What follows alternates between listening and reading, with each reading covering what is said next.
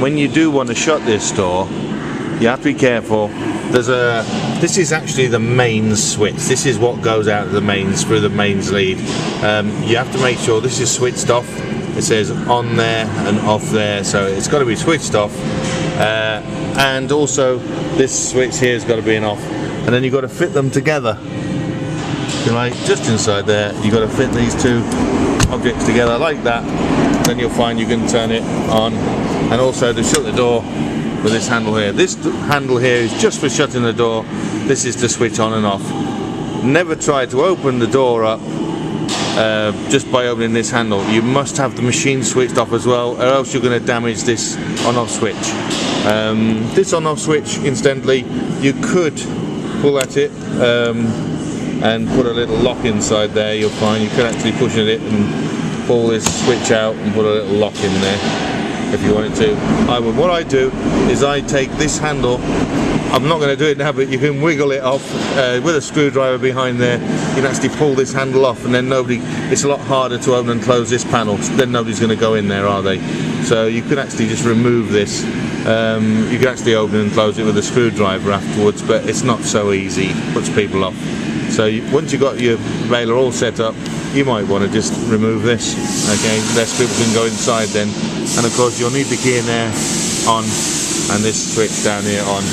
These two are the yellow buttons here.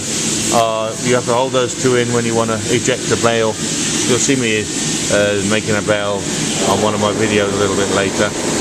This little light here just tells you when a bale is made. Basically you just keep putting your cardboard inside the baler. This door automatically comes up. You put your cardboard inside, you pull the door down. There's a magnetic catch here.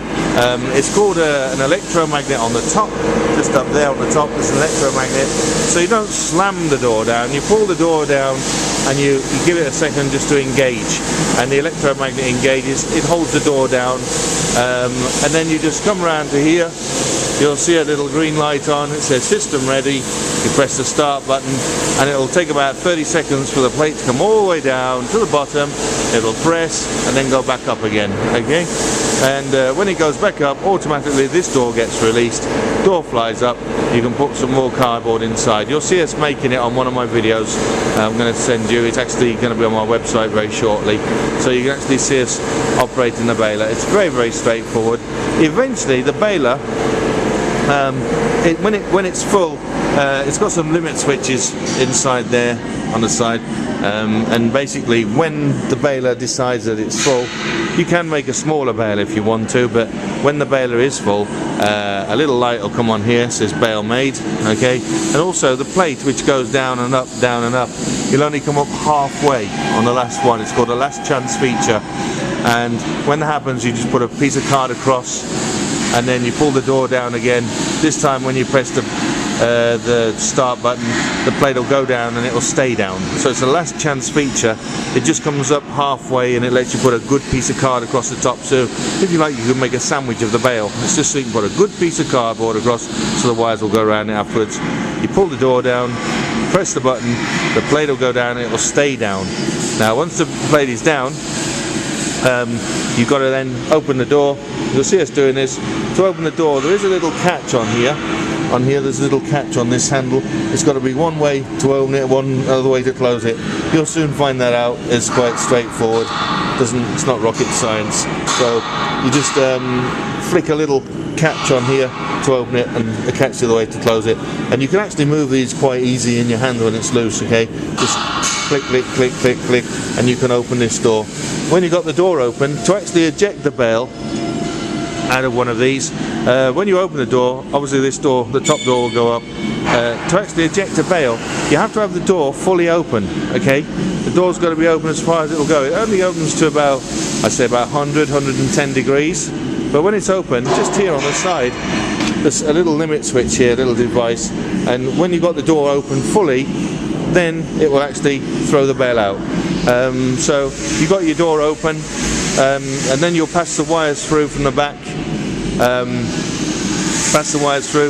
If we go to the back and have a little look, go through to the back, you put the wires through underneath. There's little gaps in between each section of the pressing plate.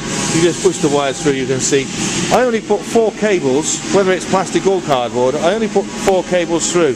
You can see there's six grooves, so you could effectively put 6 wires in there, but that's just a costly way of using your baler wire up. 4 is enough. So I just go in the first one, miss one, and the next one, and the same on the other side. I go with the one on the outside, miss the one in the middle, and then go to that one.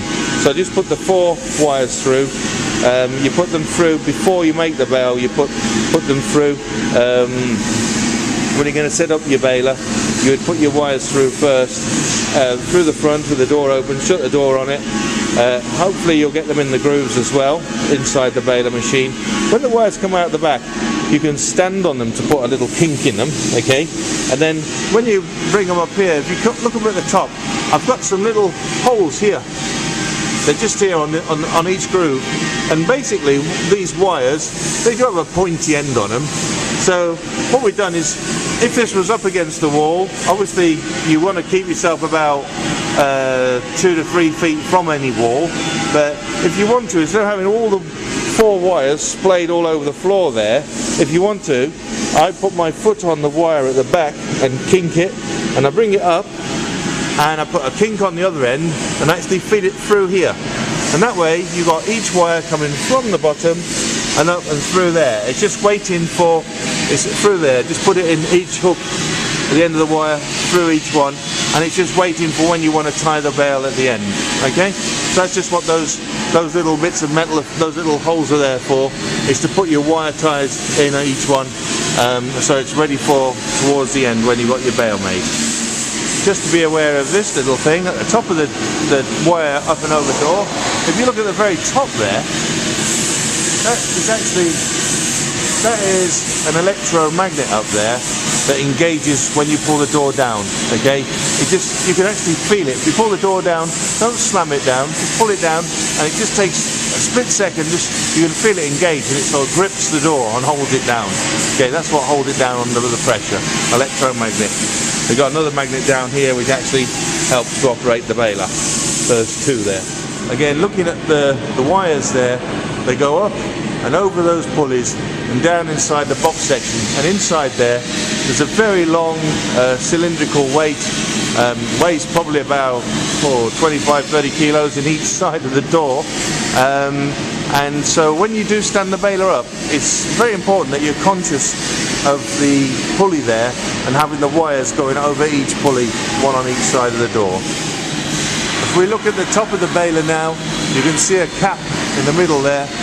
Okay, there's a little cap. If I just put my finger, see a cap there. That's basically what you've got to replace the plug with. There's a plug in there that plugs the oil tank, and it's just going to replace that cap later on. Okay, you're going to just switch it over and put that nice little cap on there.